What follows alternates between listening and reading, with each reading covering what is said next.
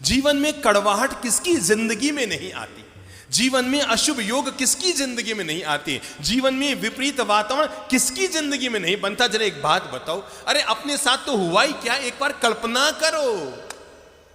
सीता कौन थी बोलो तो? लक्ष्मी का अवतार।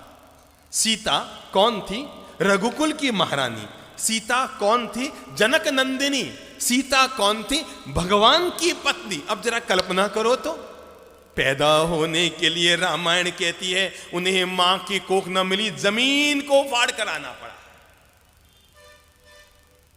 शादी हुई तो खुशियों का बैंड भी न बजा कि परशुराम बैंड बजाने पहुंच गए।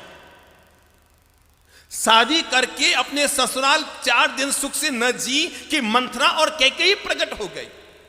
पति का साथ निभाने के लिए जंगल में गई तो रावण प्रकट हो गया। रावण के चंगुल से निकल कर आई तो अग्नि प्रकट हो गई। अग्नि परीक्षा में निकल कर आई तो धोबी प्रकट हो गया।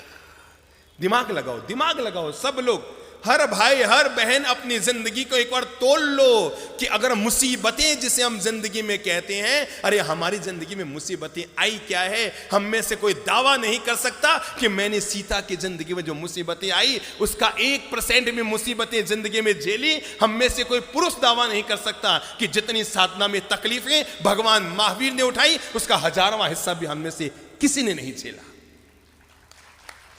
किसी ने नहीं झेला। पर जरा देखो तो सही, मां की कोख नहीं, परशुराम आ गया, कैकेयी प्रकट हो गई, रावण प्रकट हो गया, अग्नि प्रकट हो गई, धोबी प्रकट हो गया। सीता को फिर वनवास जाना पड़ा।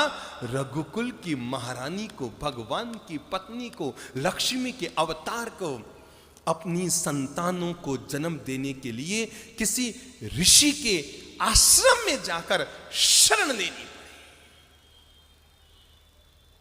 हमारी हालत उससे बोलो अच्छी? शाबाश, बहुत अच्छी। हम में से हर महिला के साथ ऐसा नहीं हुआ जैसा सीता के साथ हुआ। पर मैं आपको ये बताना चाहता हूं, इतना कुछ होने के बाद भी सीता के मन में शांति थी, चेहरे पर मुस्कान थी और अंतर मन में औरों के प्रति पवित्र भावना थी। मैंने इसलिए कहा, जीवन में बुरा वक्त तो कभी भी किसी के साथ जीवन में आ सकता है, लेकिन बुरा वक्त आने के बाद भी जब वक्त बीत गया, हो गया सो हो गया, जो बीत गई सो बात गई, तकदीर का शिकवा कौन करे, जो तीर कमां से निकल गया उस तीर का पीछा कौन करे।